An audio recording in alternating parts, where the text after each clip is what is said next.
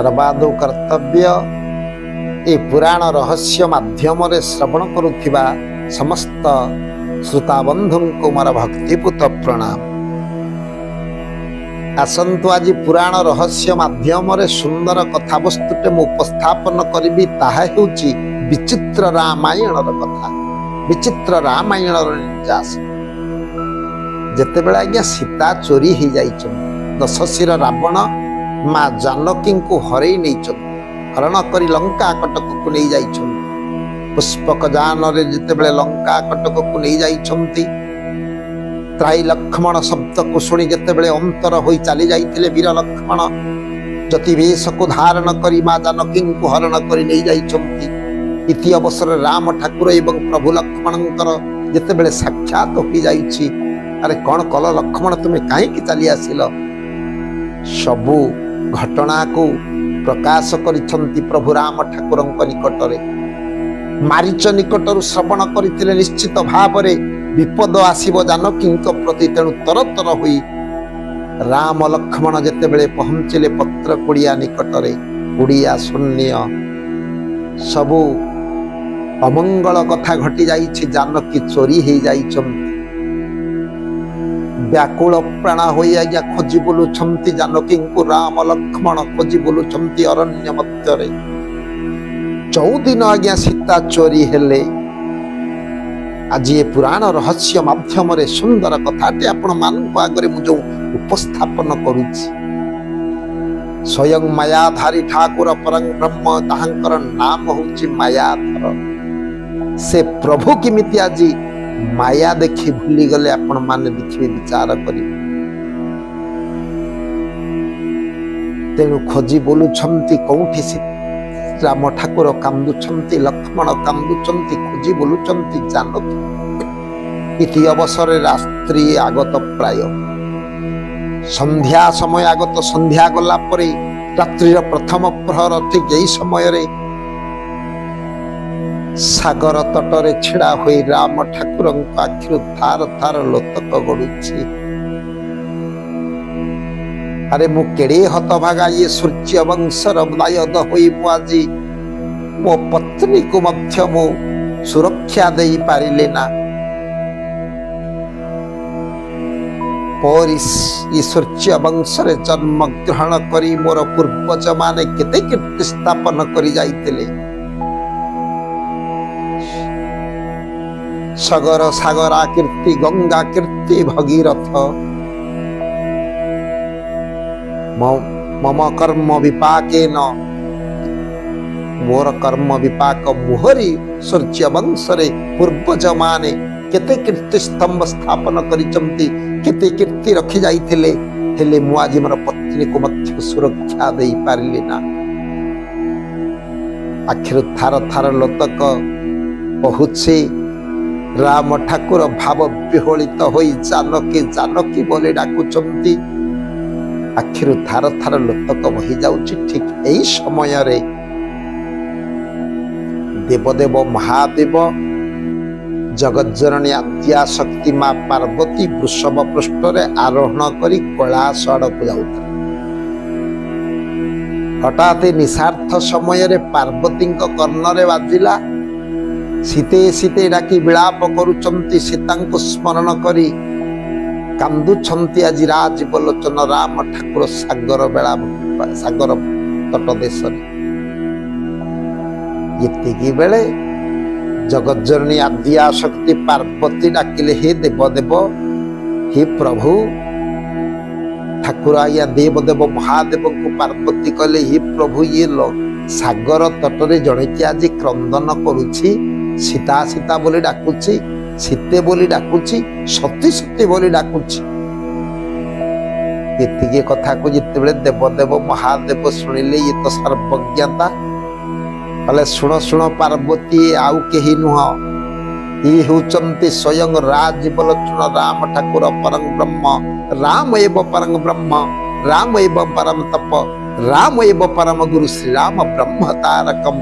ये होचंती ब्रह्ममय पुरुष स्वयं राज बलोचन राम ठाकुर, जी होचंती त्रेतया जुगरे भगवान राम आज आविर्भाव होइचंती धरावक्षरे। ये होचंती मोर परमाराध्य प्रभु। हसिले पार्वती कहले प्रभु आपण एड़े कथाटे कहउचंती जी ब्रह्ममय पुरुष ये जगत नियंता ठाकुर स्वयं रामचंद्र सामान्य पत्नी पाई आज सागर बेलाभूमि पाखरे छिड़ा है आज सती सती क्रंदन करुचंती ये केमिति भगवान है पारिबे जहांकर एतिकी मध्य धैर्य नाही आज सती पत्नी विच्छेद रे आज सती सती कही क्रंदन करुचंती ना ये केबे भगवान हो पारिबे जेते प्रकार देवदेव महादेव बुझेइले अरे पार्वती तमे जानू ना ये लीला तत्व प्रभु लीला अवतारी पुरुष लीला करिबा पई ये धराधाम रे अवतीर्ण होइचंती ये राक्षस मान दानव मान को विनाश करिबा पई तेणु ये हुचंती स्वयं परम ब्रह्म प्रभु वैकुंठाधिपति नारायणंकर अंश जेते कहले पार्वती कहले ना प्रभु ये मन को कथाटा मोर पाउनी जदि आपण कहउचंती ये स्वयं परम ब्रह्म राज बलचन राम ठाकुर वैकुंठाधिपति मु आज तांको परीक्षा करी देवदेव महादेव कहले पार्वती तमे सीए भूल करना कहा को परीक्षा करिया पई तमे आज जाउछ तांको तमे जानी ना जहांकर आदि अंत नाही से जे आदि अनादि पुरुष स्वगुण निर्गुण आत्मा राम सनातन ये ब्रह्म निरूपण प्रभु से जे ब्रह्म निरूपण ये उर्न ना भवत खेड़े इच्छा शक्ति बड़े उद्भव होई से ब्रह्म स्थापे काले काले से ब्रह्म स्थापे काले काले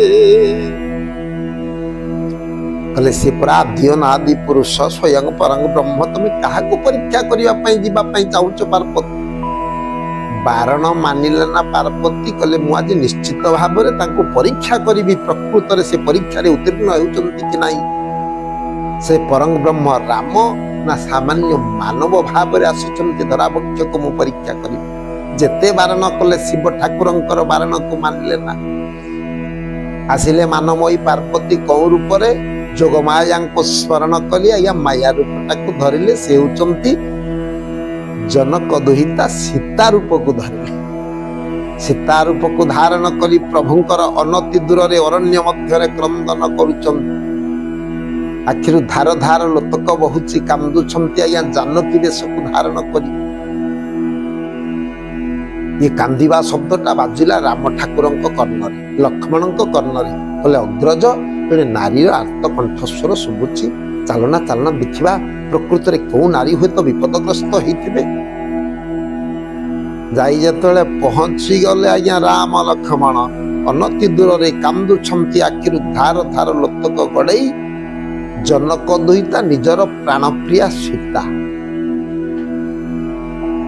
कले पिता मो मिथिला नाथ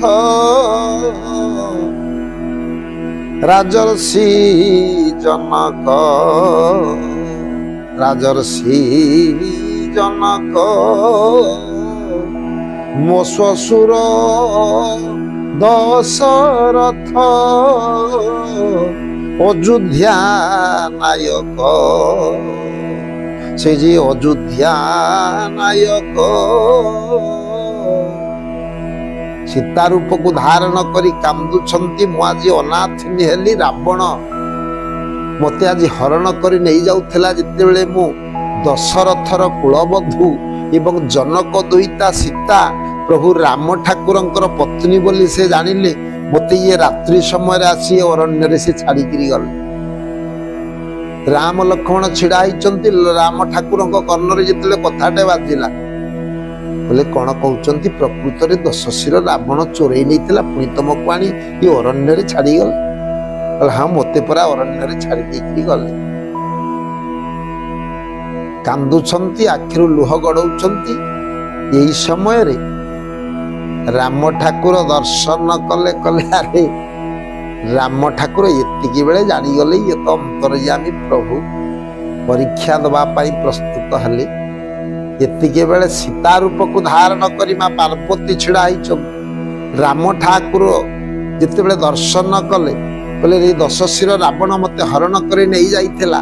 जिते बेले सबु घटना बुझी पारिला मो पिता होचंती राजर्षि जनक, मो ससुर होचंती दशरथ, तेणु मो स्वामी होचंती राजीवलोचन राम ठाकुर ये निशांत काल आनी मते छाड़ी गला। कहले ठीक अच्छी।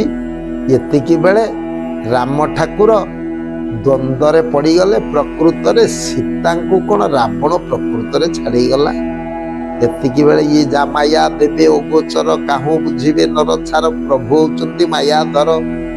परीक्षा रे बा किमिति आज निष्फल हेबे। एतिकी बेले धीरे धीरे धीरे जिते आगे गले जानकी आसुचंती प्रणाम करबा पाई प्रभुंक निकटतर हो जाउछंती। धीरे धीरे पार्वती आज्ञा जानकी रूप को धारण करिछंती। एतिकी बेले हाथ को जोड़ी देले आज्ञा अयोध्यापति दशरथ नंदन राम ठाकुर हाथ को जोड़ी देले। कहले माँ जेतिकी बेले माँ माँ बोली डाकी दे आज्ञा हस्त को जोड़ी देइछंती राजीवलोचन राम ठाकुर। कहले माँ कहीं आज माया प्रदर्शन करुछ ये वनवासी रामंक निकट में कहीं माया प्रदर्शन करुछ कही जिते हाथटा को जोड़ी दे आज्ञा प्रणाम कर देइछंती। आश्चर्य हो गले आज्ञा माया रूप को धरी ये सीता रूप को धरी जो जान।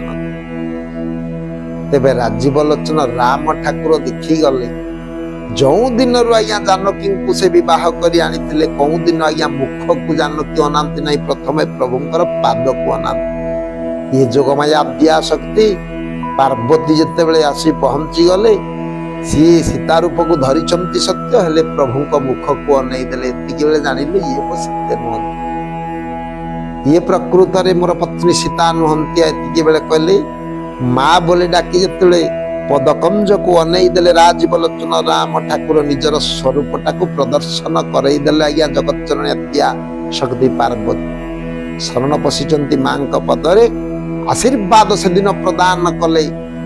मां जगत जननी अद्या शक्ति पार्वती हे राजीवलोचन राम ठाकुर निश्चित भाव में अल्प दिन मध्य आपण जानकी को फेरी पाइबे ये मोर आशीर्वाद। प्रथम आशीर्वाद राम ठाकुर को देइचंती जानकी उद्धार पाई माँ पार्वती। माँ को सेविले बापा को पाई माँ को आशीर्वाद बिना कई कण युद्ध जय हो पारे। प्रकृति आज कहानी निर्यास मायाधारी निकट में पुणी माया प्रदर्शन पार्वती कले माया। आज स्वल्प समय कथावस्तु को विश्राम दौची। परवर्ती अध्याय रे आउ गोटे सुंदर कथावस्तु नहीं आपण मानक आगे मु उपस्थापन करी। सर्वे भवन्तु सुखिनो सर्वे सन्तु निरामया सर्वे भद्राणि पश्यन्तु मा कोश्चित् दुःख भाग भवेत्। ओम शांति ओम शांति ओम शांति।